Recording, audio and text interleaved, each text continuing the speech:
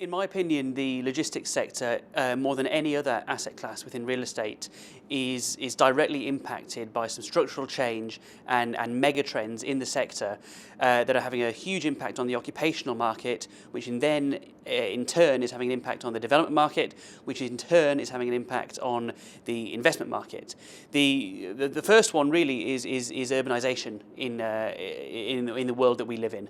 About 50% of the population currently across the UK, Europe, and indeed the world is in an urban environment. By 2050, we estimate that's going to be closer to 60%. The urban dweller has a requirement for their retail offering, how they spend their money, how they want goods to come to them. A prime example of that is the rollout of Amazon Prime Now, having a huge array of goods being able to be delivered to you wherever you are within an hour, as long as you're in an urban location. How other retailers react to what Amazon do, both in the UK and Europe, I think is going to be key in the next 4 or 5 years. If you think about it, Amazon hasn't really in Europe dipped its toe into food delivery.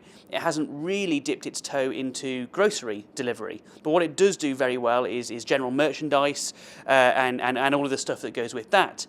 You're seeing at the moment the potential merger or acquisition, should I say, of Sainsbury's and Argos in the UK. One of the main reasons for doing that is because Sainsbury's will have access to the Argos 4-hour delivery windows, and potentially with supply chain integration in the future, it will have access to the delivery network for groceries as well.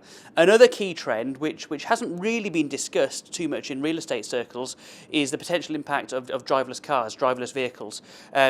DHL have released a white paper that estimates that within 15 years, which in a lot of respects is shorter than the length of a lease, that we will see driverless vehicles on the roads as we know them.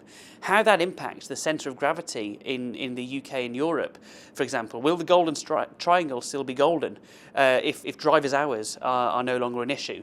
That has potential for a huge sea change in the way logistics real estate is occupied, developed, and therefore invested. So broadly speaking, I think those megatrends will all have a big impact moving forward.